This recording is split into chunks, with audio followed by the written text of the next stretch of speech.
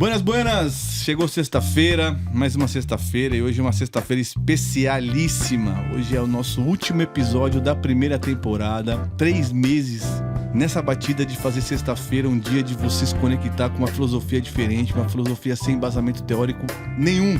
E, cara, vai ser isso cravado a partir de hoje, porque até ninguém falou até agora, então a gente se permite dizer que é isso. Aqui é o seguinte, aqui a gente traz pessoas que você não conhece, mas a opinião você merece conhecer.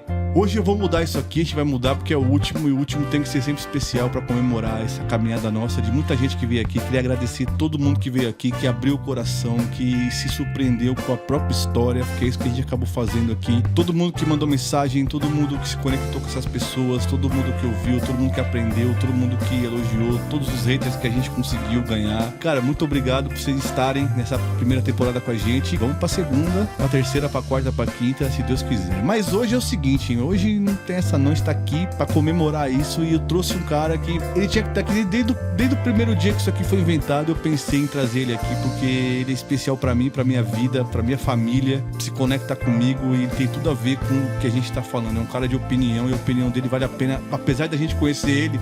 Eu vou tentar mostrar um lado dele que talvez vocês não conheçam, e por que ele é tão importante na minha vida e na vida das pessoas que convivem com ele. Não conheço ninguém que fala mal dele, não conheci ninguém até hoje. Meu, vocês vão entender por que ele é o último, por que ele vai fechar esse programa e por que ele vai abençoar isso aqui de uma maneira, da maneira dele. Ele tá aqui porque ele foi um cara que começou isso comigo há muito tempo atrás. A gente já fez uns pilotos na minha casa, que eu sempre pensei em fazer um podcast, fazer alguma coisa, fazer um programa e tal. Então ele era o diretor do Anti-Sapiens TV na época. Bom, vou puxar a capivara dele aqui para vocês começarem a se conectar com ele e saber quem ele é. Nasceu em São Paulo, nasceu no Chora Menino aqui na Zona Norte, está aqui na Casa Verde. É pai do Zion e da Anaili. Falei certinho? Anaili. Hoje ele se define como um multiartista independente, tá há 31 anos no rap, há 24 anos vivendo da arte que ele faz, que é isso que eu acho que é isso. Ele não é um cara do rap, ele é um artista plural, mano. Só quem convive com ele pra saber disso, e quem conhece ele, gosta dele, segue ele pra saber também. 2 discos gravados, 2 mixtapes, um EP de samba de break, tem 2 exposições de arte no seu currículo aí pela vida, pelo mundo. Ganhou a Liga dos MCs em 2004, Jornada Literária de Passo Fundo em 2005, Prêmio Escola, que ele vai falar aqui. Eu tô falando nada mais, nada menos de Marcelo Silva, o famosíssimo, queridíssimo e consagradíssimo, e salve, salve e tudo mais, Max B.O. Boa noite, meu velho. Boa noite, Jorge, salve, salve. Boa noite vocês que estão ouvindo a gente. Feliz de estar aqui nessa conversa privada, principalmente porque é pública e eu tô com meu camarada. Começou já. Começou. Começa cedo, né? Max, obrigado por você ter aceito esse convite, cara. Eu sei que você não tá em São Paulo, você tá lá em Santo Antônio do Além Carmo. Santo Antônio, Além do Carmo. Além do Carmo, em Salvador, velho. Então, cara, em nome de mim, Jorge e do Marcelinho, cara, obrigado por você estar aqui, por coroar essa nossa primeira temporada. Mas vamos lá, o que interessa é saber da sua vida, porque aqui não é fofoca, mas o bagulho tem que saber da vida dos outros, né? Mas não é tem isso graça. Aí. Max, eu vou começar fazendo uma perguntinha, cara, que... Porque eu senti isso, mas eu não tenho como falar isso. Como é que é um preto de São Paulo e morar em Salvador, mano? Eu acho que deve ser muito foda por tudo. Pelo lance da religião, pelo lance do povo, pelo lance da terra, pelo lance da ancestralidade, pelo lance de se reconhecer mesmo mais do que aqui. O que você acha disso? Qual que é a sua opinião sobre isso, mano? Bom, é incrível, posso dizer que é incrível, embora eu também tenha que reconhecer alguns privilégios, né? Eu moro atualmente, saí de São Paulo, que é uma loucura, para morar em Salvador, que tá entre as 20 cidades mais violentas do mundo. Sim. É a segunda cidade mais violenta do Brasil. Salvador às vezes me lembra um pouco Rio de Janeiro no começo dos anos 2000, por causa da questão da violência policial, da disputa entre facções. Mas eu tenho o privilégio de morar no centro histórico de Salvador, né? Eu moro num bairro que é conhecido como Santo Antônio Além do Carmo, inclusive porque quando nasceu a cidade de Salvador, tudo girava basicamente em torno do Pelourinho. O Pelourinho terminava na Ladeira do Carmo. Então, na Ladeira do Carmo tinham os portões do Carmo.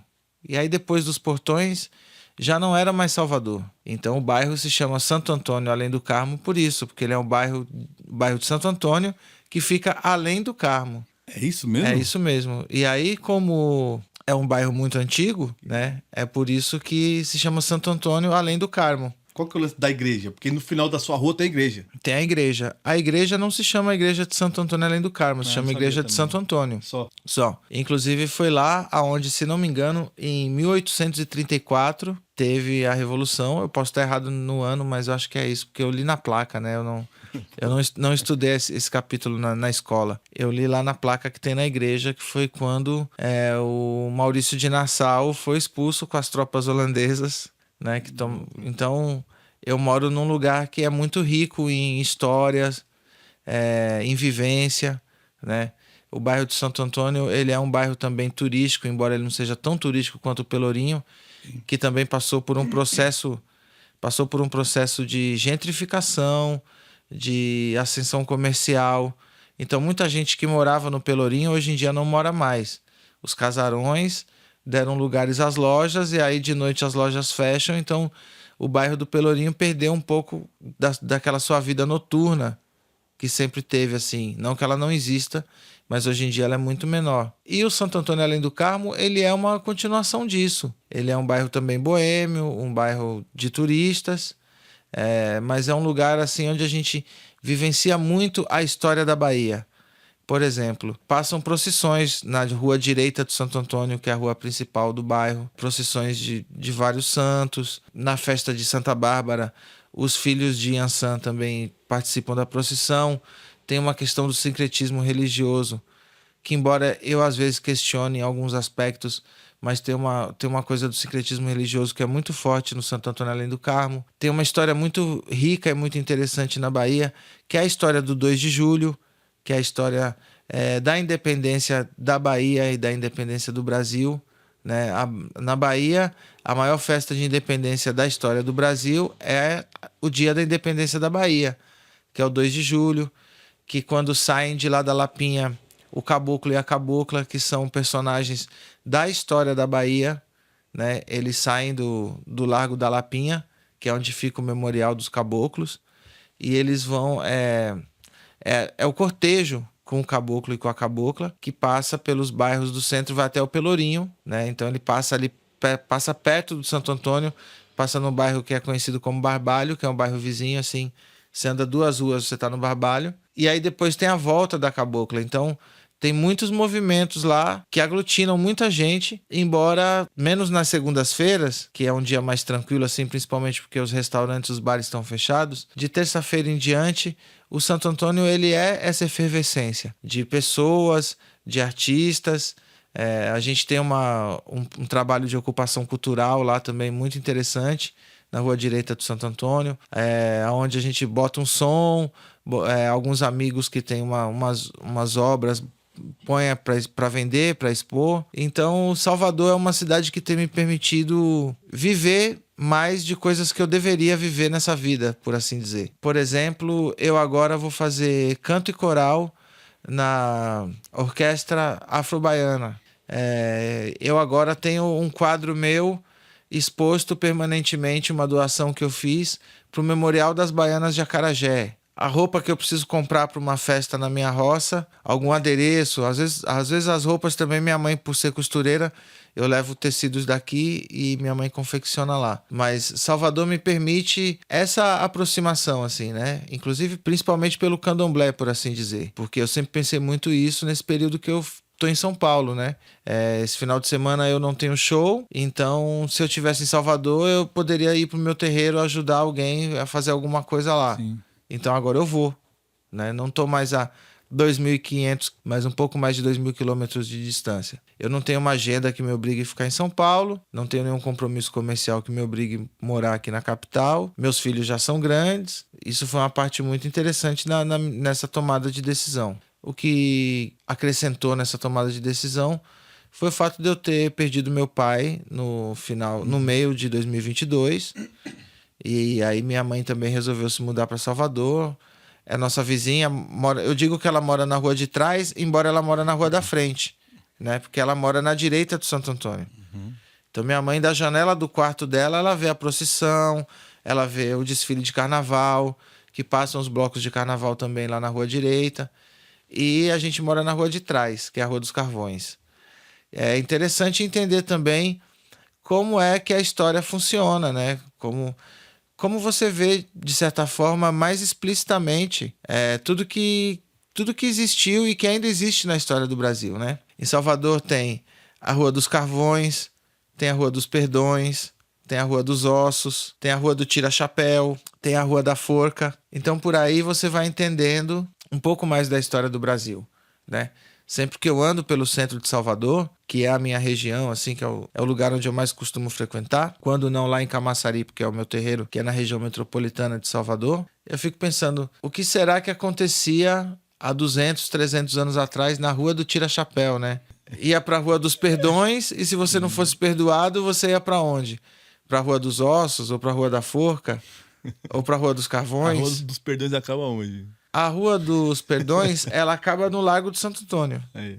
E aí eu sempre fico pensando isso, assim. Quando subo o Pelourinho, né? Tem um grande amigo meu que tem um ateliê no Pelourinho, que é o Raimundo Santos Bida, o grande irmão meu, artista plástico, professor também para mim nessa minha nova empreitada de artes plásticas. Eu sempre fico pensando isso, assim. Hoje, pra gente poder subir o Pelourinho em liberdade, para as pessoas virem de outros países querer conhecer o Pelourinho, ou de outras regiões do Brasil querer conhecer o Pelourinho, fotografar, quanto sangue não já escorreu Sim. nas ladeiras do Pelourinho? Sim.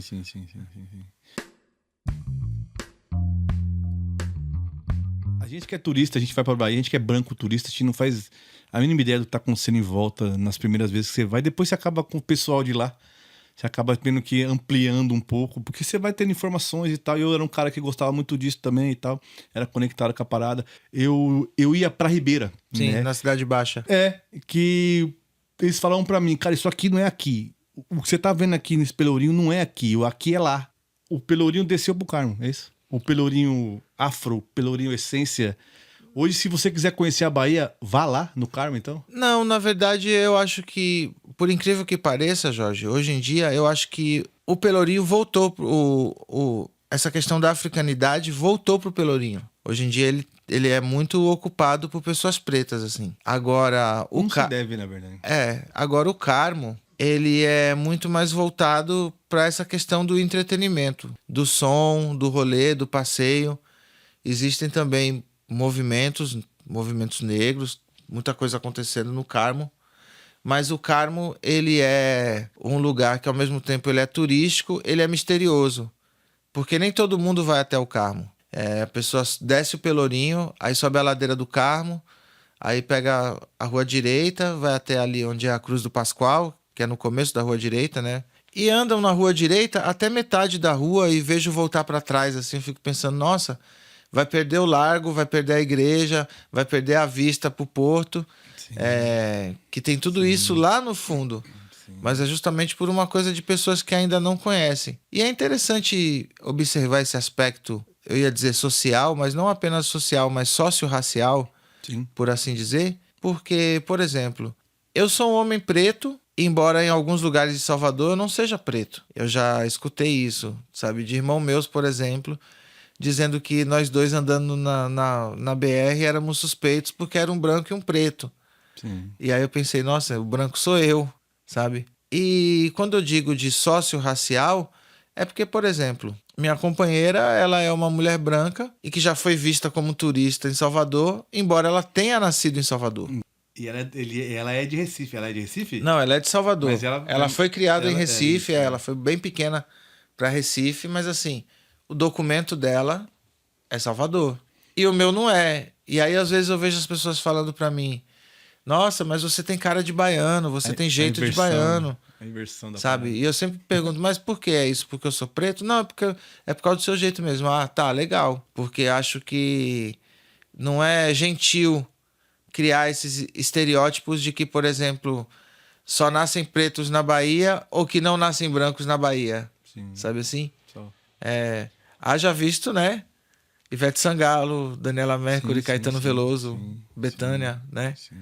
Então, é uma coisa mesmo dessa impressão que as pessoas criam, né? Por que será que às vezes a polícia me enquadra em Salvador? Porque eles me veem como um moleque, um pivete, como a gente diz lá, né? Eles me veem como um pivete de Salvador, sabe? Porque se eles me vissem como um turista em Salvador, talvez eles não fossem me Jamais. enquadrar, entende? Jamais. Então, é interessante também observar que existem aspectos socio-raciais que envolvem essa miscelânea de uma capital que, ao mesmo tempo, é turística e moderna, também ainda é ultrapassada e carente em vários aspectos, como é a capital de Salvador. Duas coisas aconteceram junto. Foi a informação que lá a maioria é preto, né? Começou a circular muito por aqui, todo mundo ficou sabendo por causa do censo, o caralho do lado. Aí automaticamente o lugar mais violento do Brasil é a Bahia. Caralho, não é coincidência nenhuma, é só uma coisa da mídia trazer.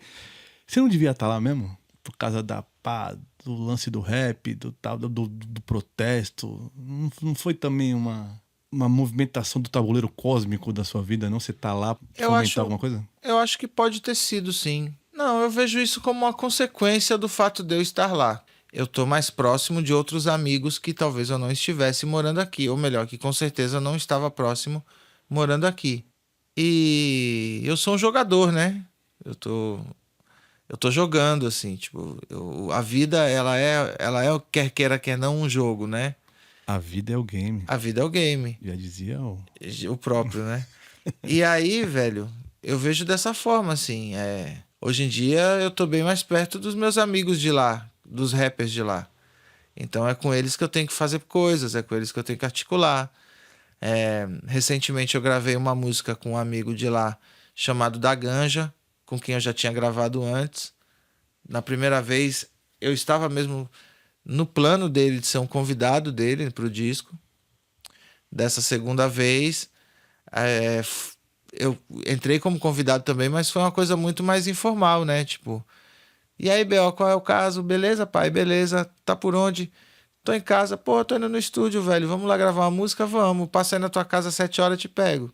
Tô fazendo um trabalho novo que convidei um cara que eu também admiro muito, chamado Ravi Lobo, que é um rapper de Salvador, que assim, lógico que eu já gostaria de ter feito coisas com ele antes, mas agora eu estando em Salvador, a nossa amizade ficou muito maior, porque ficamos muito mais próximos, né? E aí comecei a canetar a música, falei, essa aqui, vou chamar o Ravi pra vir comigo. Aí fui pro estúdio gravar lá no Noturno, que é um estúdio aqui na Bela Vista, e o Noturno tava produzindo um disco de um outro amigo nosso de Salvador chamado Galf, que também é da banca do Ravi, né? O Ravi, o Galf, o da Ganja. Eu escutei o disco do Galf, mandei uma mensagem pra ele, falei, pô, tô aqui, vim gravar umas coisas aqui com o Noturno, tô ouvindo o teu disco. Porra, velho, grava uma rima aí numa faixa aí e tal. Então, quer dizer, são coisas que se eu não tivesse lá, talvez não estariam acontecendo com nem com essa naturalidade e nem com essa potência. Fui jurado recentemente da batalha do Red Bull Francamente, que é a batalha de MCs da Red Bull. Sim. E agora fui convidado para ser jurado da edição de Salvador. Não me chamariam para sair de São Paulo e ser jurado de uma batalha em Salvador. Sim. A logística ajudou. A logística ajudou e assim, sou o Max B.O. em Salvador, né? Eu ia perguntar isso. Não é essa coisa de levar o Max B.O. para Salvador para ser jurado. Eu ia perguntar né? isso. Eu me torno também uma pessoa, além disso, do fato de ser o Max B.O., eu me torno também uma pessoa de Salvador. Um sotero paulistano, né? Boa. Eu tô lá no momento que eu deveria estar, assim, e eu tô muito contente e eu quero fazer coisas pra cidade, porque a cidade me devolve coisas todos os dias, sabe? Tá fazendo um disco novo lá, é isso? Eu tenho... um disco da Bahia feito aqui, gravado aqui, é isso? Talvez seja, mas assim, eu ainda canto muito sobre a minha vida em São Paulo, sobre as coisas daqui, Isso assim. eu quero saber. Aonde tá o Max agora nesse novo disco seu aí? O Max da Guia, cadê? Tá nesse disco? Não, ele não tá ainda não. Por quê? Ele não tá. Porque é um disco de rap, é um disco meu. Que é não é um dessa- disco do Max da Guia, por assim dizer. Por que isso não é uma coisa amalgamada? Tem Não, alguma... eu não tô.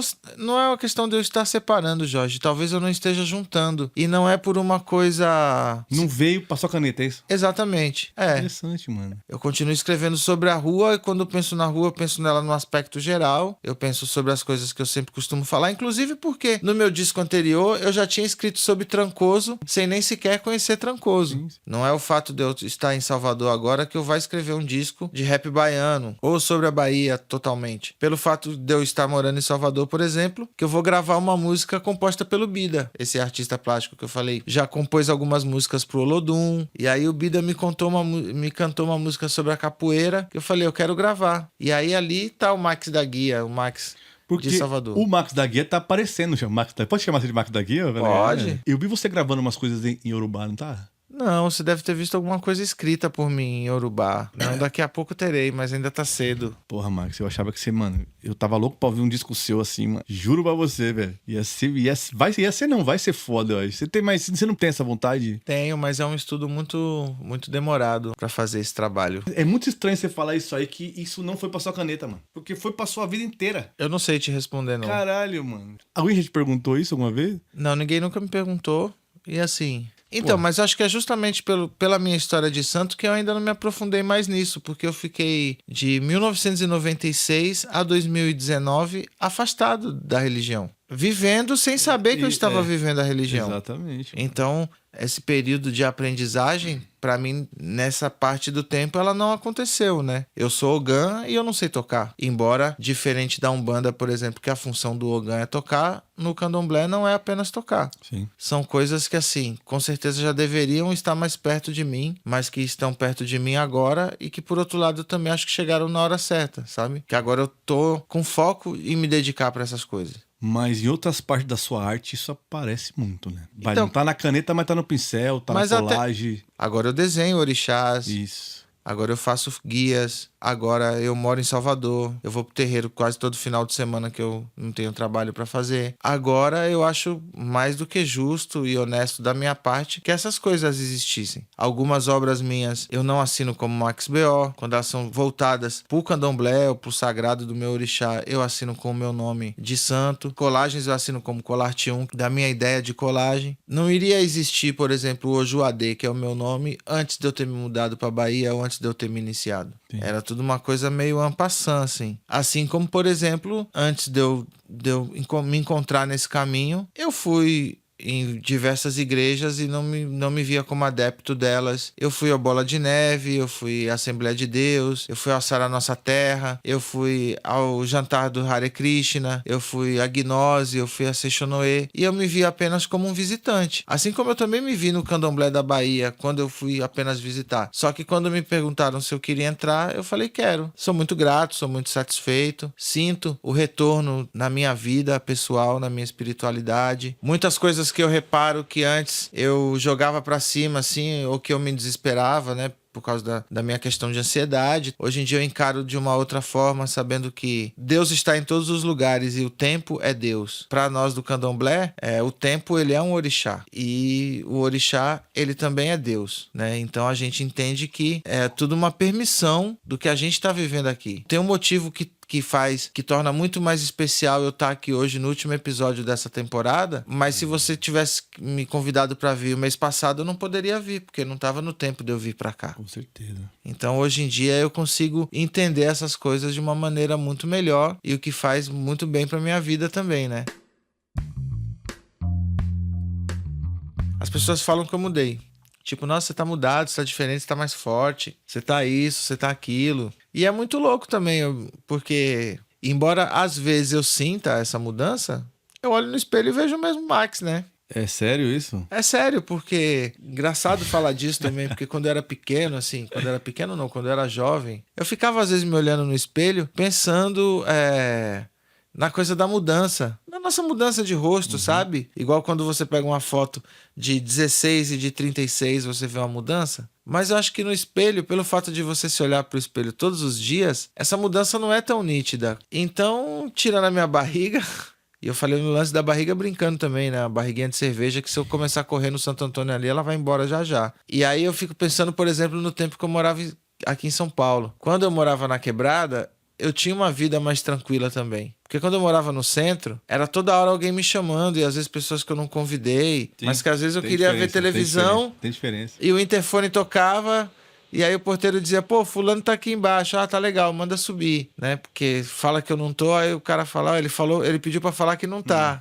Eu tava num lugar que eu era meio um elo, assim, né? As pessoas estavam de passagem ali, vamos colar na casa do Max. Então agora eu tô mais. Eu não tô só na quebrada, eu tô num outro estado. Por outro lado, também é muito interessante que às vezes eu encontro pessoas que jamais eu pensei em encontrar. Foi pra Salvador passear. Pô, e aí, Max, beleza? Ou, pô, você parece um amigo meu de São Paulo. Quem é o Max? Sou eu, cara. Sabe? Você tá feliz, mano? Tô feliz. Eu tô feliz. Mesmo longe de algumas coisas, você tá feliz? Eu tô longe de onde? O Zion, por exemplo. Como é que é isso de estar longe dele? Ele já tá grande também, né, mano?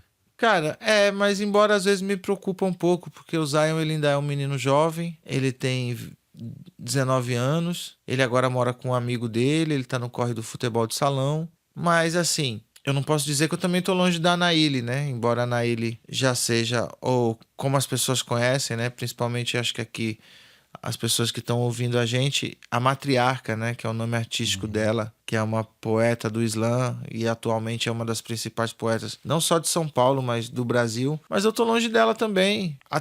Também até então, até onde eu tô longe, até onde eu tô perto, sabe? Porque às vezes eu venho para São Paulo e se eu vier num domingo, eu consigo encontrar o Zion, mas de segunda a sábado eu não consigo. E às vezes eu venho e encontro ele uma vez. Às vezes eu venho encontrar na ele 4, 5 vezes. Às vezes eu venho encontro o Zion 2 vezes e não encontrar na ele nenhuma que ela tá em outro lugar fazendo outra parada.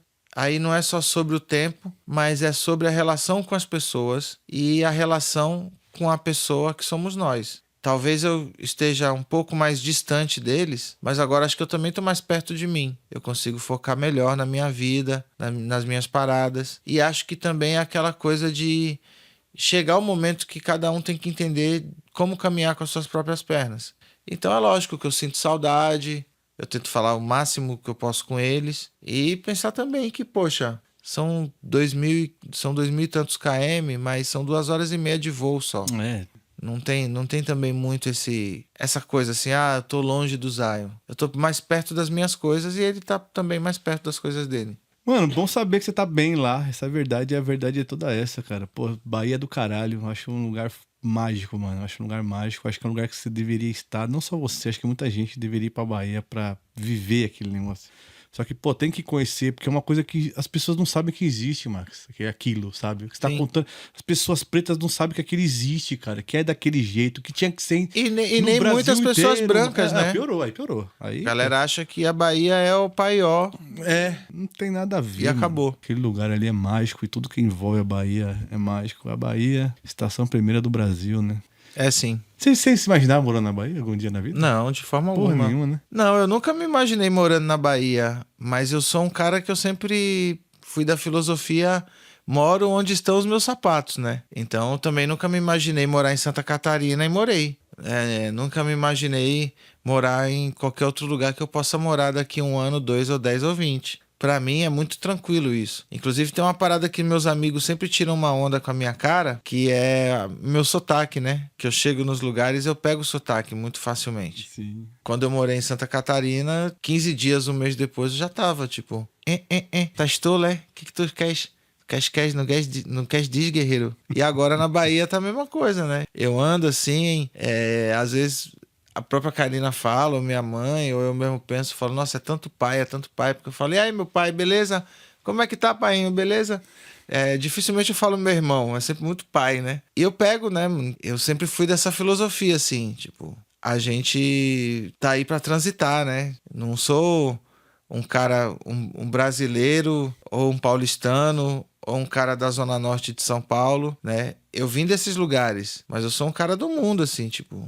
Plural, Então em Cuba eu quero ser cubano, na Holanda eu quero ser holandês, tá ligado? Existem pretos holandeses, existem pretos franceses, né? Sim. Eu quero ser parte daquele lugar. Inclusive é uma coisa muito louca que eu acho, por exemplo, que tem no rap. A maioria dos artistas de rap que vem pro Brasil que eu conheço, que eu não falo inglês, eu escuto muito deles o pedido de desculpa, porque como eles estão na minha terra, eles que deveriam saber falar português. Isso é foda. Então eu vejo dessa forma, assim, tipo, eu moro na Bahia, eu preciso entender que descarga não é a descarga da privada. Sim. A descarga lá é o escapamento do carro. Lá não é CT, lá é 7. Eu preciso me adaptar. Assim como, por exemplo, em Florianópolis, eu demorei uns 3 meses para entender que a Brioi era a BR-101. Tu vai aqui à esquerda e tu cair na sinaleira, tu vai sair na Brioi. Aí demorei uns meses para entender que a Brioi é a Brioi BR-101.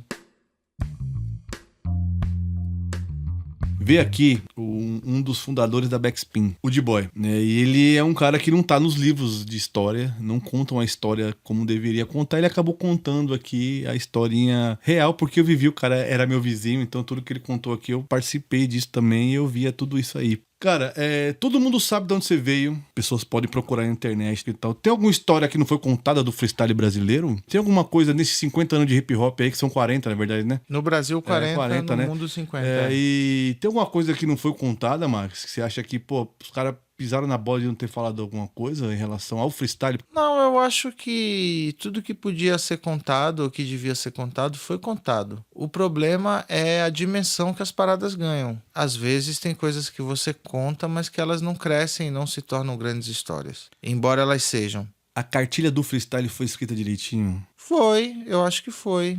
O freestyle nacional, ele tem sua própria característica, ele é também uma parada aglutinadora que junta muitos jovens, é uma parada que ganhou uma dimensão, que ganhou forma. Agora sim, por outro lado, eu sei que, por exemplo, minha história, ela transita muito mais nos livros e nas conversas de bastidor do que dentro do próprio freestyle de hoje em dia. Mas isso também não é uma coisa com o freestyle, é uma coisa com a maneira como as coisas se movimentam. Por que eu tô falando isso? Em 2019, eu fui jurado de uma batalha de MCs, que é o Duelo Nacional em BH, na Praça da Independência. Tinham lá mais ou menos 40 mil pessoas na plateia e tinham 16 MCs batalhando. Desses 16 MCs, eu não vou dizer que eu conhecia apenas metade, mas de 16 talvez eu conhecesse 10, não 8 mais 10. E desses 16, mais ou menos a mesma quantidade me conhecia. E dessa quantidade que me conhecia, mais ou menos metade me conhecia por causa do Manos e Minas. Então é muito louco eu ser jurado de uma batalha de freestyle, aonde os caras que estão batalhando não me conhecem, sendo eu uma pessoa do freestyle. Eu não digo que eu fui o primeiro, mas eu tô entre os primeiros, porque provavelmente antes de mim o JL, que era lá de Diadema, com certeza já estava nessa correria do freestyle. Agora, por outro lado, dos meninos que estavam lá batalhando, alguns tinham 400, 500 mil seguidores nas redes sociais, tipo, numa rede social apenas. E como é que eu também não conhecia? Então a gente se percebe que muitas vezes a história é disseminada sempre em torno dos mesmos assuntos, ou dos mesmos aspectos, ou das mesmas pessoas. Então talvez por isso que, por exemplo, alguém me vê fazendo freestyle e diz que eu serei um futuro fulano ou um futuro ciclano que apareceu depois de mim. Não é culpa nem do fulano, nem do ciclano, nem culpa minha e nem da pessoa que fez o comentário. É uma culpa de como a história é contada. Inclusive é por isso que na escola a gente começa aprendendo que a princesa Isabel aboliu os escravos. E aí depois, quando a gente se torna um pouquinho maior, que a gente começa a ouvir aquela música de protesto, aquele rap, aquele rock, e a gente começa a pesquisar por fora, percebe que não foi nada disso. Muita coisa continua envolta dentro do mesmo sistema. Às vezes diretamente e às vezes indiretamente. Mas existe esse mecanismo. Assim como, por exemplo, muitas vezes amizades se desfazem por isso, assim, né? O que uma pessoa escuta e como essa pessoa transmite para outras pessoas. Eu, por exemplo, falar pro Marcelo, pô, fiquei chateado com o Jorginho. E aí Marcelo dizer para outra pessoa que eu não quero mais falar com você. Não é o caso dele, porque o Marcelinho é um amor de pessoa. Mas você tá entendendo o que eu tô querendo dizer? Lógico que sim. É muito louco, por exemplo. Ontem a gente estava falando disso no encontro que eu estava com alguns amigos sobre o Sabotagem. Nem todo mundo sabe que eu sou coautor da música da Cocaína, né? Porque eu era comentarista num programa de rádio que o Sabotagem foi cantar, ele só tinha Rapper Compromisso e aí ia cantar a segunda só tinha a primeira parte, eu improvisei a segunda parte. Essa rima ele adaptou, ela entrou no disco dele. As pessoas falam, pô, mas você não recebe direito autoral disso? Não, velho. Naquela época a gente nem se preocupava com isso. Eu fiz um freestyle que meu amigo adaptou e botou na letra, vai lá, e depois o cara morreu. Sim. Sabe? Eu não vou ficar correndo atrás da família, porque não sei o quê. E aí volta no que eu falei lá no começo, o tempo. Porque essa história passou. Essa história existe no livro, que é a biografia do Sabotagem. Ou seja, só sabe a história ou quem vivenciou, ou quem já ouviu alguém contando, ou quem comprou um livro para ler num país que quase ninguém compra livro para ler. E aí, paralelo a isso, muitas homenagens feitas ao Sabotagem, muitos encontros, muitas coisas que quase nunca me chamaram. Só que aí resolvem fazer um disco póstumo do Sabotagem e tem uma rima lá que ele fala, tipo, mas pode ter freestyles de malandro é com o Max. Não tem como dizer que não é tipo uma coisa que alguém já sabia, no caso a nossa força maior, assim. Porque o cara antes de morrer, lógico que ele não ia ter feito depois que morrer, escrever uma letra falando de mim. O cara antes de morrer escreveu uma letra falando de mim pra sair num disco depois que ele morreu, numa faixa que ele colocou o negócio de um jeito que não tem nem como editar se quisessem me cortar. Então, pra que eu preciso colher esse louro de estar no evento em homenagem a ele, sabendo que ele, mesmo depois de morto, ainda tá me homenageando? Salve Sabotagem, o rap é compromisso. Se fosse vivo, metade não tava falando isso. E é verdade. Mano, falando de rap agora um pouquinho, pra não deixar de falar, cara, não falar de falar, eu falo muito de trap, tá ligado? O que você acha disso? Qual que é a sua opinião sobre o trap? Meu lance é assim, eu gosto de trap, eu gosto de drill, eu gosto de boom bap, porque eu rimo em todos eles. Eu não consigo não gostar porque fulano tá falando bosta. Porque no boom bap, no rap tradicional, também tem quem fale. Então, acabo filtrando essas coisas, né? Eu tenho alguns maus costumes, que reconheço que são maus costumes, porque às vezes me deixam meio alienado de determinadas coisas, mas são maus costumes saudáveis. Eu não escuto música de stream. Eu não escuto um disco quando a pessoa acaba de lançar o disco. Eu escuto 15 dias, um mês, 2 meses depois. Às vezes eu nem escuto. Eu gosto de ouvir música de LP na minha vitrola. Então, assim, passa muito de média distância pra longe de mim essas coisas sobre as questões de trap, de drill, de rap, as tretas. Eu sei que tem muita coisa que podia ser melhor, isso sem dúvida nenhuma. Mas também percebo que às vezes é porque os objetivos hoje em dia são outros. De repente, hoje em dia o foco não é fazer a música. Hoje em dia o foco é ter mais seguidores, ou o foco é ter mais visualizações, ou bater um número X de play na tua música em 24 horas. Por outro lado, percebo também que, por exemplo, não deixa nada a desejar perto do futebol, que às vezes não é só o cara jogar bem, é ter o melhor empresário, ir no melhor jantar, fazer os melhores negócios. Eu acho que tem bastante gente fazendo isso. O que me incomoda às vezes é ver que tem gente que tá fazendo essas coisas, mas sem nenhuma displicência com outras pessoas que são importantes e relevantes dentro da história. Por exemplo, essa coisa mesmo racial que a gente fala do branco, tal, em 1990, em 95, em 99, quando a gente falava do homem branco, não ofendia o cara branco que estava do nosso lado. Todos nós tínhamos aquela consciência de que tá falando do multimilionário, né, do dono de empresas. Quando falava do branco, tava falando do Paulo Leman. Tava longe de mim.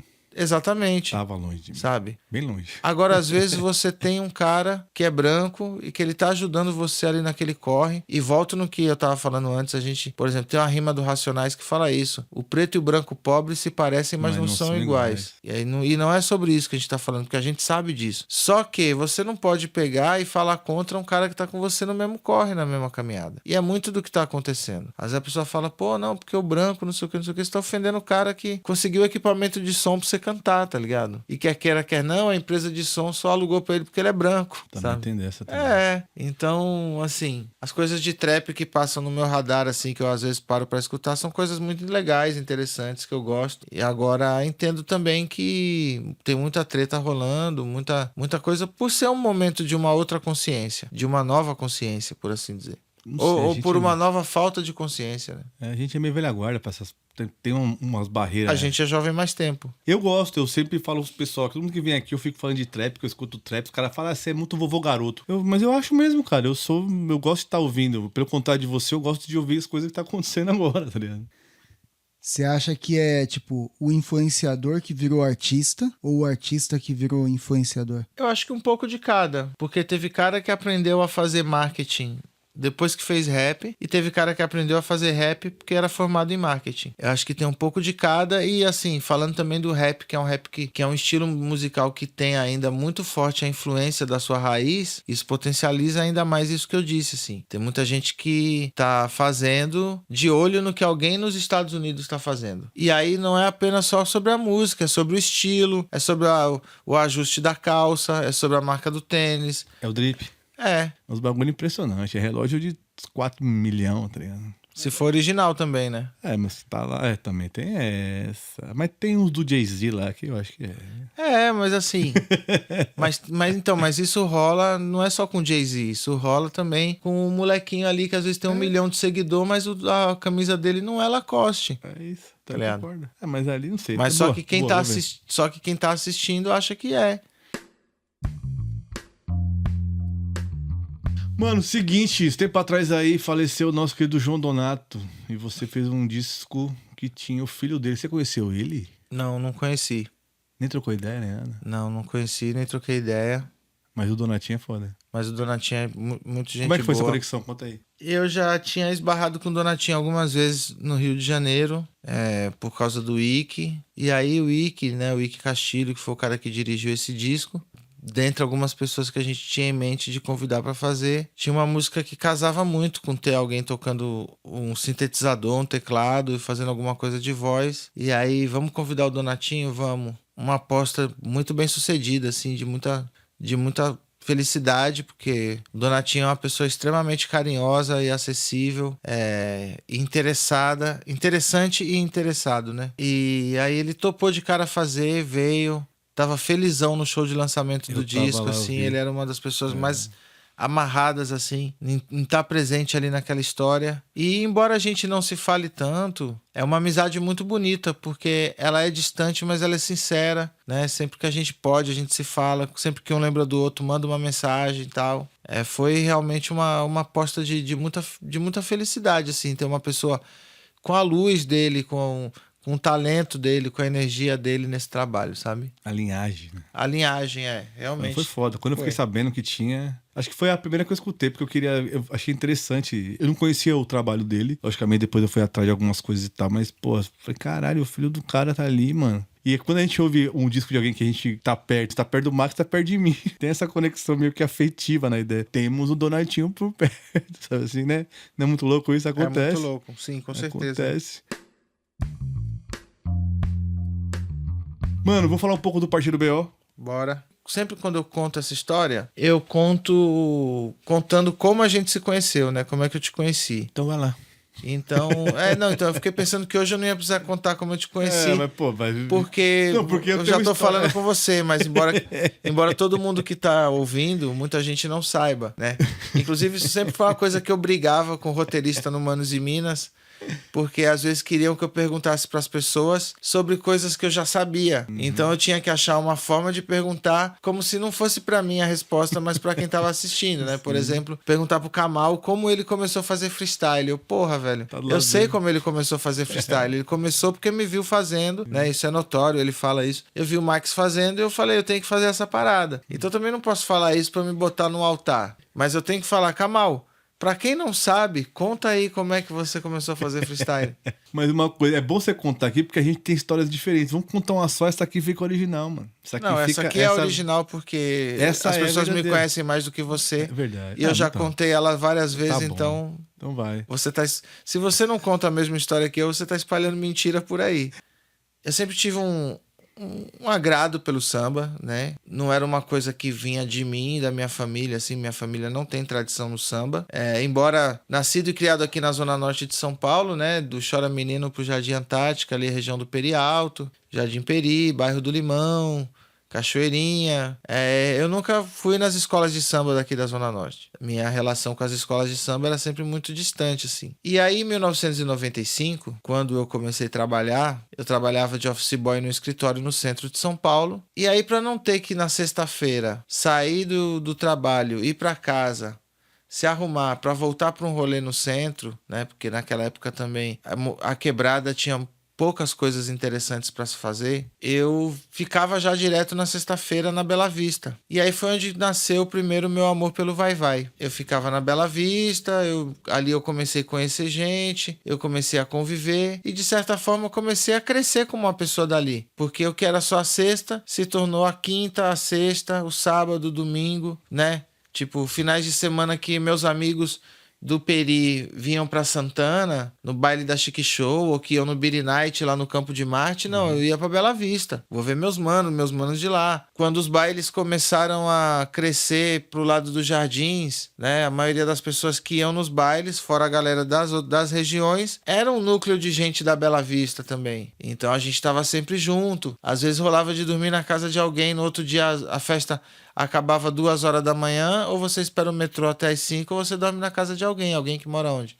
Na Bela Vista. Então eu fui me tornando uma pessoa do bairro, assim. As pessoas viam as coisas acontecendo na minha carreira e vinham me dar parabéns. Eu não chegava lá como uma celebridade que foi no Vai-Vai, por exemplo. Eu fui crescendo como uma pessoa de lá. E aí eu tinha vontade já de botar pra frente os meus sambas, eu já escrevi algumas coisas. 2013 foi o primeiro ano que eu desfilei no Vai-Vai. Também sempre tive esse receio não. Acho que principalmente um respeito, assim, de não querer desfilar podendo prejudicar a escola, de não ir toda vez nos ensaios. Então sempre preferi ser um cara de lá, da Tamarineira, de estar ali com os mais velhos, do que ser realmente um integrante da escola. E aí eu desfilei em 2013, 2014, e aí foi mais ou menos nesse período que a gente se conheceu. Talvez no começo de 2015. Pera lá, no começo de 2015 não, foi mais ou menos no meio de 2015. No meio de 2014, porque quando você me fez o fatídico convite, o samba para 2015 já havia sido escolhido. Que foi o quê? Um dia eu tava lá no Vai-Vai, né? E aquele dia, o Jorge disse que não, mas eu com certeza já estava muito cozido já era uma coisa daquela hora que já vai indo embora todo mundo, só vai ficando quem é dali. E aí você veio falar comigo, que admirava meu trabalho, que achava massa as paradas que eu fazia, e eu já tava, né, empanturrado de cerveja, e eu já querendo que você fosse embora. Tipo, valeu, vai lá. E aí você me falou que o seu filho, se vivo, tinha o mesmo nome do meu, Zion. E aí foi aí que eu comecei a te achar interessante mesmo, né? Que eu falei, porra, que foda, velho. Cara de um bom gosto igual o meu, né? Não, isso eu tô brincando, né? Mas foi isso que ficou bem marcado, assim, impresso em mim, né? Sobre o Zion. E depois nos encontramos aqui na Vila do Samba, que aí é quando começam a surgir 2 versões, mas a minha, como eu já disse, e vou revelar aqui pra vocês que estão ouvindo esse segredo, a minha é muito mais romântica, né? Muito mais bonita, assim. Que aí você veio, a gente conversou novamente, e aí você perguntou, pô, você nem tá lembrado de mim? Eu falei, cara, não me leva mal, eu não tô mesmo não. Que a gente conversou no Vai-Vai, né? Ele falou, pô, mas eu te falei do meu filho, do Zion. Eu falei, pô, lembrei. A memória que eu tenho daquele encontro na Vila do Samba é muito essa, assim. Que quando você falou de novo de Zion, aí eu liguei os pontos totalmente, assim. Mas você não lembra que eu te convidei lá no Pastel pra participar da aula de compositores? Não, eu lembro que você me convidou na Vila do Samba. Eu falei, mano, tem que estar aqui, você é um cara daqui, vamos trocar ideia depois. Isso você falou, isso você falou, mas foi na Vila do Samba que você me enquadrou. Porque na Vila do Samba, então você pode ter repetido isso, você pode ter repetido uma coisa que você falou no Pastel, mas no Pastel eu não lembrava, eu tava cozido. Vamos lá. Não, e aí você pegou e falou pra mim assim, pô, cara, você vai desde quando? Eu falei, desde 95. Ele, velho, você tinha que ser mais ativo na escola. Aí eu falei, mais ativo como? Aí ele, pô, você tinha que participar da escola e tal. Não, mas eu desfilei aí. Não, mas não é desfilar. Por que você não entra na aula de compositores? Aí eu falei, mas pra entrar na aula de compositores, eu preciso escrever um samba defendendo a escola. Eu preciso ser oficialmente convidado. Aí você falou assim, ainda antes de me convidar, você falou assim, mas se você fosse convidado, oficialmente convidado, você faria o samba defendendo a escola? Aí eu falei, faria. Foi aí que você disse. Então você está sendo oficialmente convidado. Eu sou diretor da ala de compositores e tô te fazendo um convite. Foi aí que tudo começou. Abre parênteses. Não foi naquele dia que você começou a cantar os sambas pra mim de break? Agora sim, vamos juntar as duas coisas aí. E eu nem tinha mostrado os sambas de break, eu tinha mostrado Partido Alto, porque samba de break veio depois. Isso, foi. Que foi outra provocação sua comigo. Vou concordar com você. Nesse dia do Vila do Samba que eu acho que tudo realmente se... Falei, caralho, mano. Foi porque na outra vez anterior eu já tava cozido, eu nem te conhecia. É que pra mim Eu foi o fa- lance do emocionado do tá trocando ideia com o Max, tá ligado? Sabe? Fica E aí você nessa. falou, não, vamos conversar, vamos trocar essa ideia. Eu falei, vamos. Fui pra casa e falei, caralho, eu acabei de trocar ideia com o Foi pra Max sua B.O., casa, eu fui mano. pra minha. É. E aí no outro dia, Esse dia. aí no outro dia eu acordei, eu falei assim, quem será aquele maluco que veio falar comigo na hora de ir embora no pastel, que era pra eu tá mais perto da escola, tá mais rente. Tá maluco, né? Quem Quem é é ele? aquele maluco? Quem que é ele? Branco ainda? Jamais ele vai ser diretor da ala de compositores. Tá louco, né, mano, cozido ou não, ele tava ali, tá ligado? Sozinho, comendo pastel. Vulnerável ali diante de você, né? Falei, cara, é a Um hora. alvo pá. fácil, né? Por isso eu falei, aí, tá moscando aí, eu vou dar a ideia agora, mano. Agora você continua, agora pode continuar, que agora a gente alinhou essa primeira etapa. Não, e aí foi isso. E aí eu comecei a te mostrar meus sambas. E aí a gente começou a ficar amigo mesmo, se aproximar. E aí lançamos o Partido BO, que foi o nosso grupo de samba. Um projeto muito bonito. Só que aí, no meio disso aí, eu vou preciso contar uma historinha aqui pra deixar registrado isso aqui nesse podcast. Foi o dia que eu conheci o Zion. Eu tava um dia na casa dele, foi a segunda vez que eu tava na casa dele. Daqui a pouco vem aquele menininho de rastinha subindo a escadinha, mano. Marcelinho, eu fui parar, cara, em outra dimensão e voltei 10 mil vezes, assim. Eu não tava me aguentando, velho. Ele chegou, né? Olhou pra minha cara assim, aí, beleza? E ninguém percebeu, né, mano? Pode crer. Porque eu não podia falar, sai chorando pro moleque no meio do nada, sabe? Assim, pô, trocar do mago, vou ficar chorando. Mas foi um dia muito, muito, mas muito foda. A gente lembrar, eu fico emocionado, mano.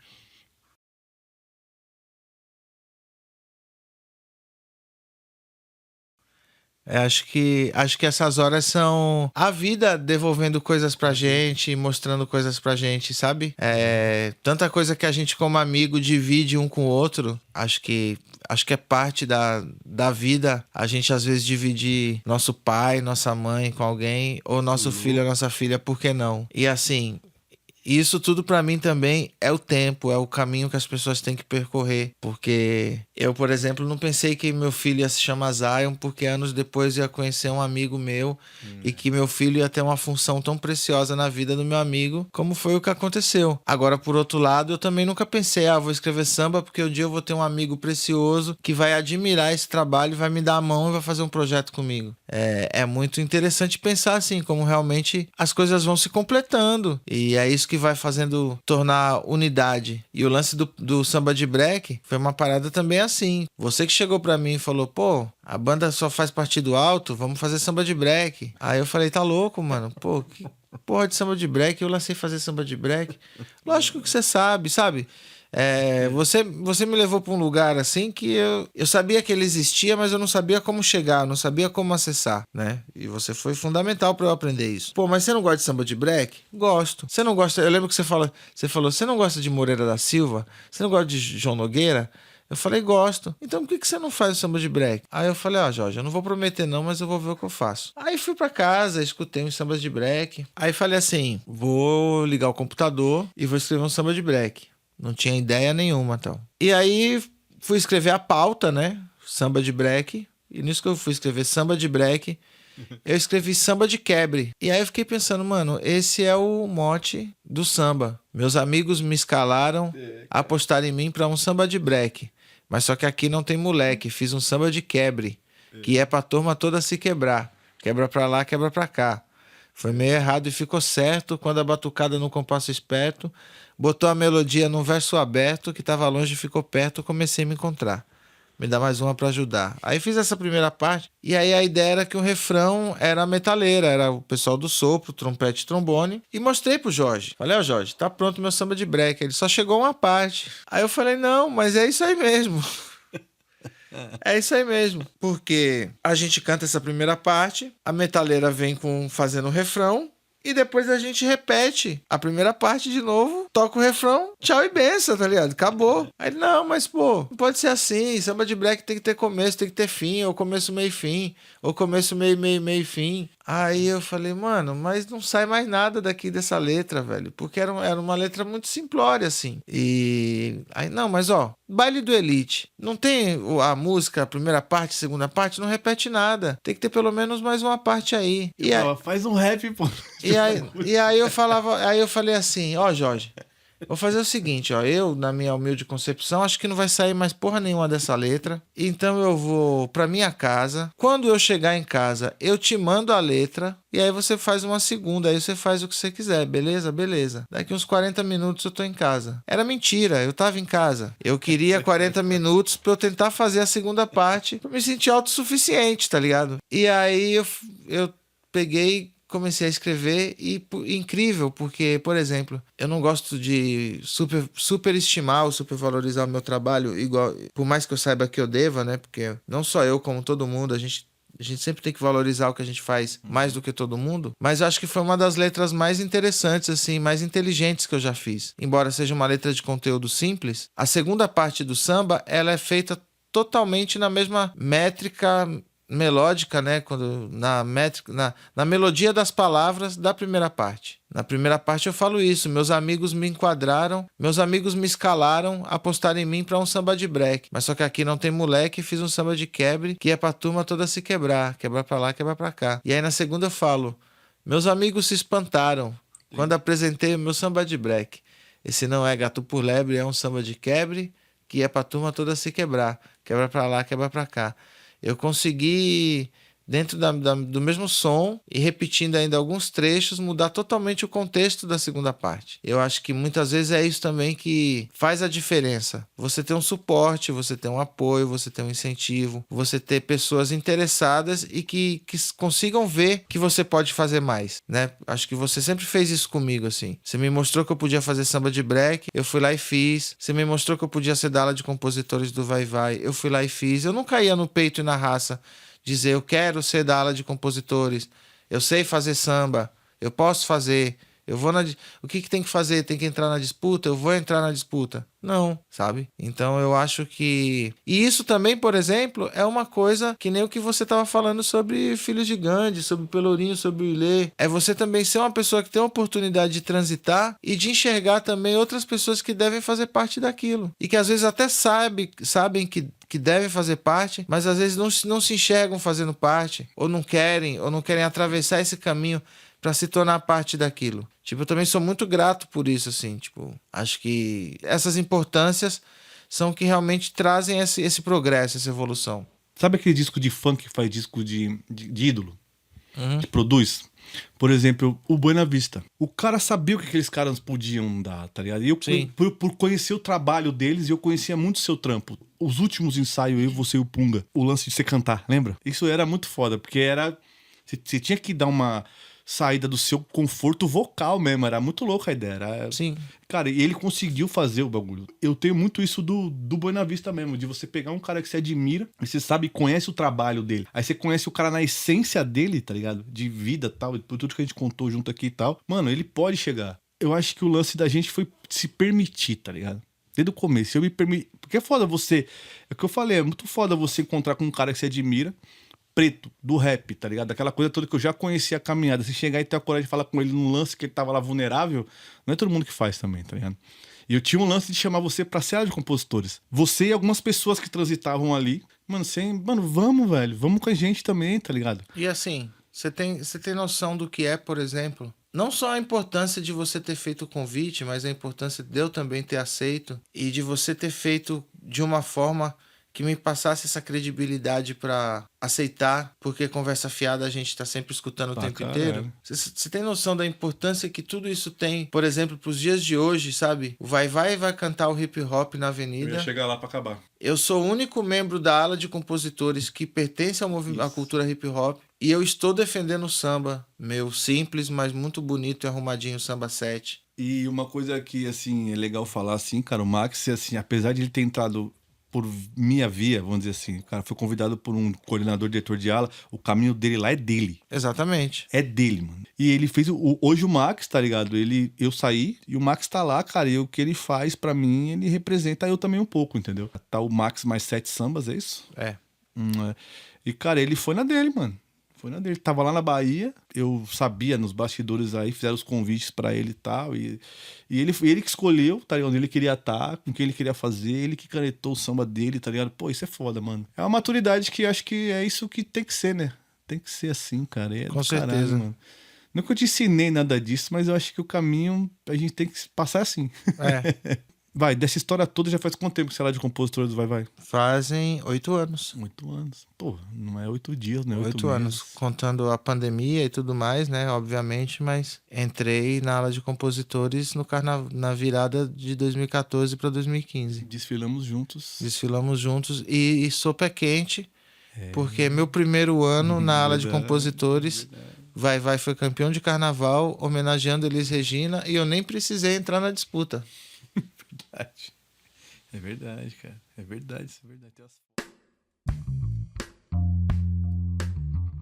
Mas acho que também é justamente por isso, porque durante muito tempo eu fiquei pensando as mesmas coisas, sabe?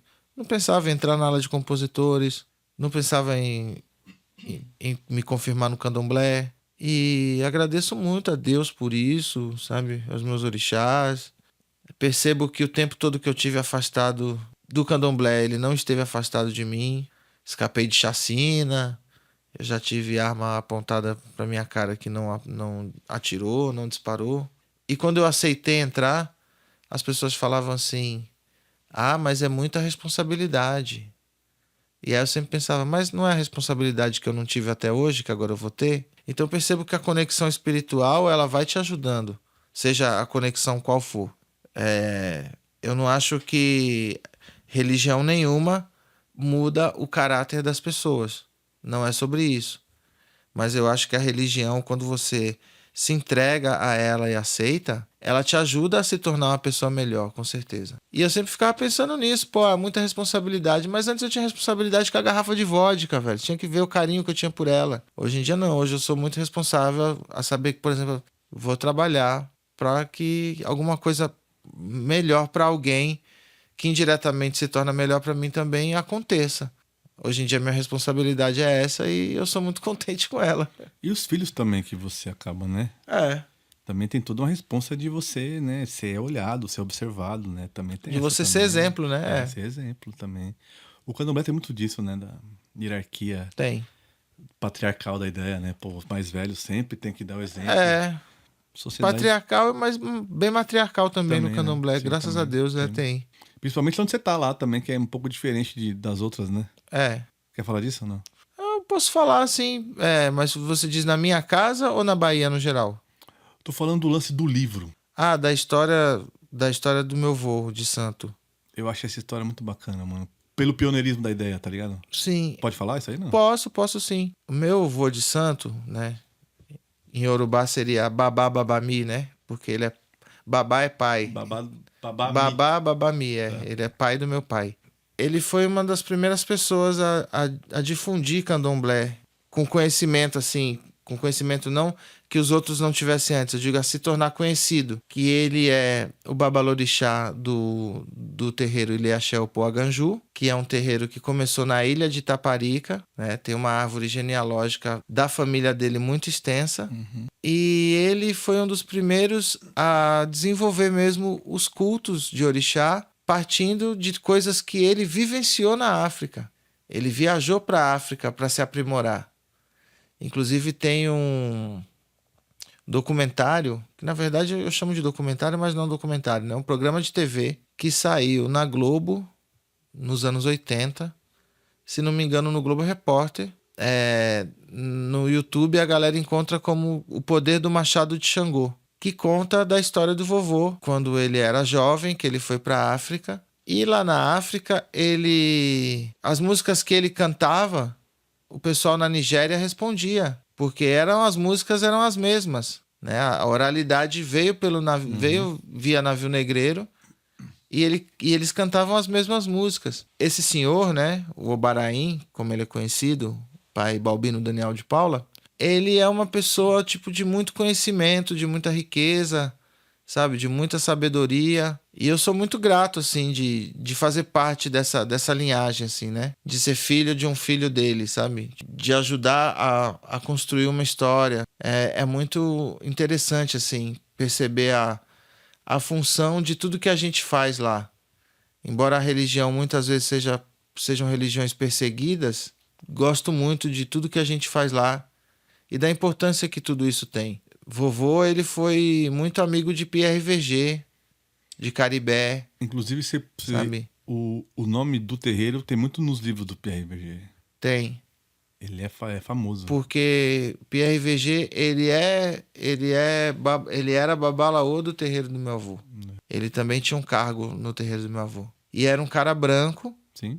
que descia na Nigéria e tinham, tipo, celebrações para receber PRVG na Nigéria. O patrimônio dele cultural de publicações e tal no Brasil, ele é um dos nomes... É vasto, é muito É vasto. é porque ele vasto. se encontrou na Bahia. É vasto. Ele se cara. encontrou É na dos Bahia. caras que você estuda bastante. Se É. você quiser saber um pouco mais, tem que passar por ele, né? Com certeza. É. E é um branco francês, né? Que E loucura, é um branco mano. francês. Loucura. Porque isso tudo está muito incrustado no jeito que a gente enxerga as coisas, né? Eu sempre reparo isso, por exemplo. Olha, um filtro muito interessante, muito simples que eu acho, por exemplo, é quando a gente assiste um jogo de futebol da Copa do Mundo.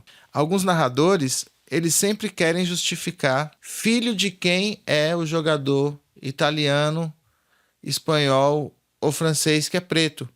Repara isso. Talvez você não já tenha percebido e tenha passado batido. Passou batido, né? Mas sempre fala Mbappé, ele que é filho de pai francês e mãe angolana.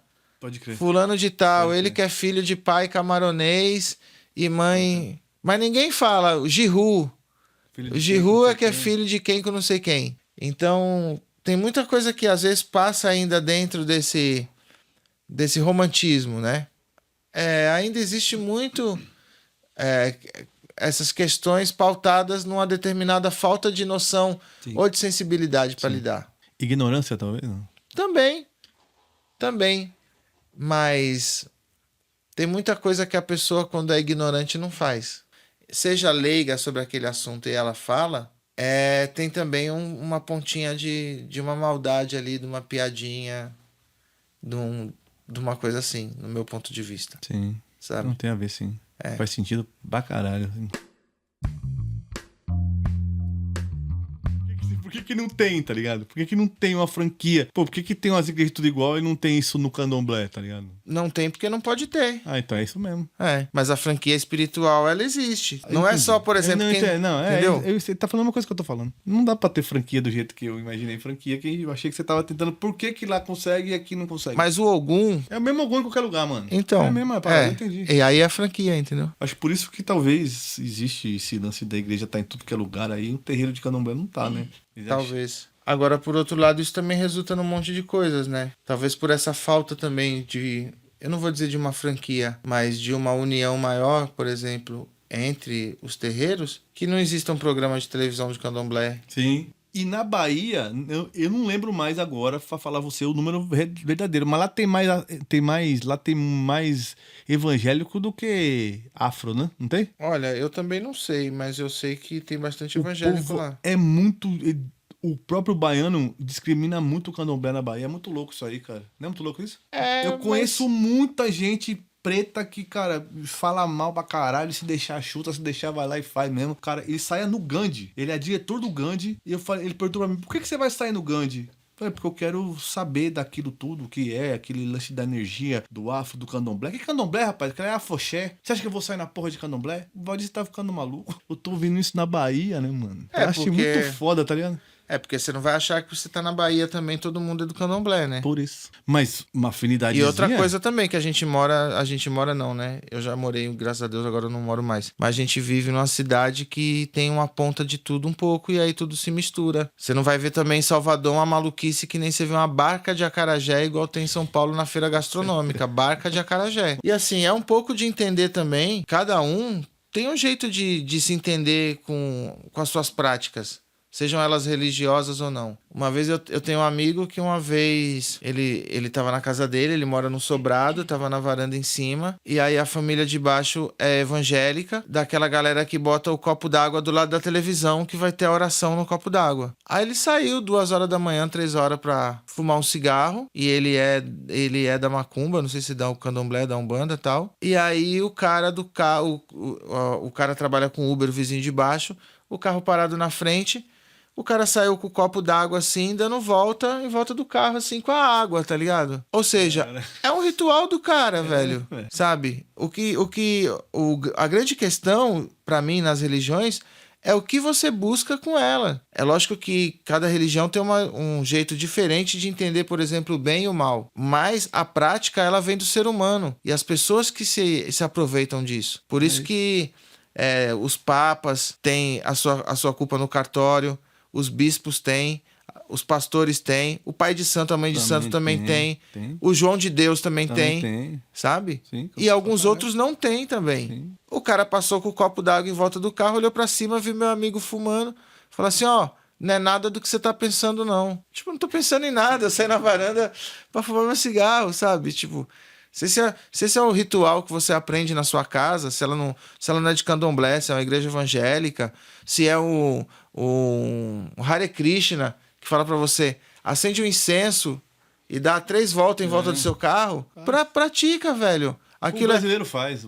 Aquilo é pra... Não é pra atrasar o caminho do outro, é pra ajudar a abrir o seu. Vai firme, velho. Eu vou contar uma história pra você, Marcos, interessante, porque pra fechar esse podcast temporada. Conta a sua história aí, Marcelinho, que você foi fazer na igreja da Bahia. Conta. Olha o que o Marcelinho foi fazer na igreja, olha o que ele foi fazer, mano. Não, mas eu nem entendia dos símbolos, né?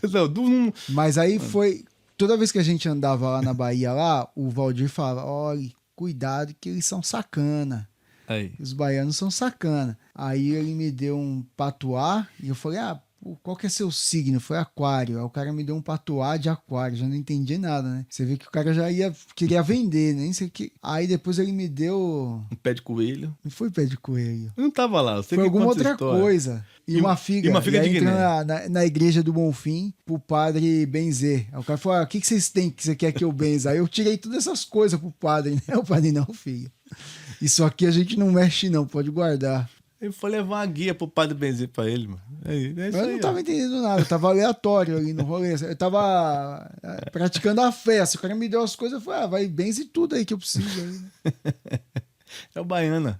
Esse é o baiano da nova geração. O Marcelinho acabou de entrar com uma figa de Guiné pro padre benzer, parou pra caralho e falou assim, rapaz, lá do outro lado da rua você vai achar aí, cara. Uma vez eu tava saindo do terreiro, tava indo no mercadinho, aí chegou uma senhora e veio me dar um folhetinho da palavra. Aí eu falei assim, não, obrigado, eu já conheço a palavra. Aí ela falou assim, mas você conhece a palavra e você frequenta aí? Aí eu falei, sim, eu conheço a palavra e eu frequento aqui. Aí ela, Jesus te ama. Eu falei, eu sei que ele me ama, é por isso que eu tô aqui. Porque ele me ama e ele quer me ver feliz e eu tô feliz aqui onde eu tô. Por outro lado, se eu tiver vontade de ir na igreja, não tem nada que me impeça de ir na igreja. Agora, eu aposto que se um dia eu chamar a senhora para vir numa festa de Exu aqui no meu terreiro, a senhora não vem. Aí ela, não, porque não sei o que. Eu falei, pois é. Isso vai de acordo com tudo que eu disse sobre eu conhecer a palavra.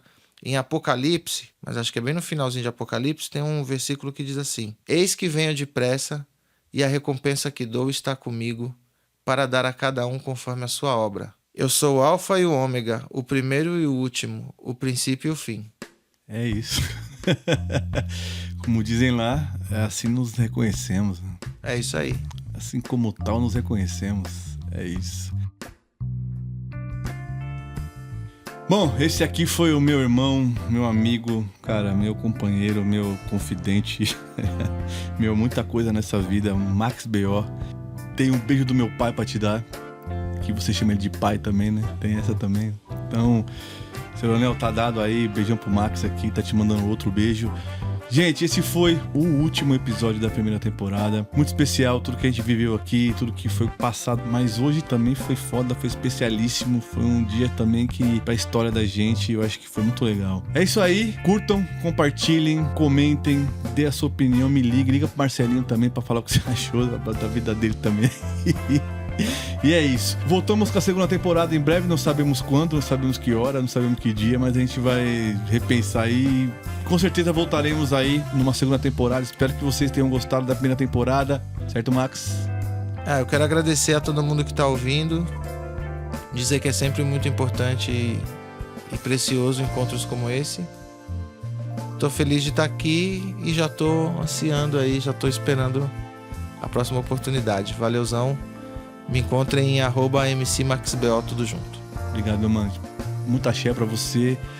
Cara, muita coisa boa, que sua vida prospere, que você continue sendo tudo de luz que você é na minha vida e na vida das pessoas que estão perto de você, meu velho. Muita axé. E é isso que eu desejo pra você e pra toda a sua família. Um beijo pro Zion, um beijo pra Karina também, todo mundo que me conhece, o Ike, todo mundo que me conhece, que te rodeia. Mande o meu axé também, minhas considerações pra todos. Tamo junto. É isso aí. Até já. Certo, Marcelinho? Mais um? Terminamos? Finalizamos aí? Certo. Então tá bom, gente. Fica com Deus aí. Até o próximo Opinião Privada. Tamo junto. Esse foi mais um Opinião Privada, gravado no TPS Studios na Casa Verde. Produção e tratamento de áudio, Marcelinho Castaldi. Edição e finalização, Jorge E. Concepção da ideia, Jorge E. e Márcio Oliveira. Apoio, TPS Produções, Zion 7 Marketing e Learn English Right Idiomas.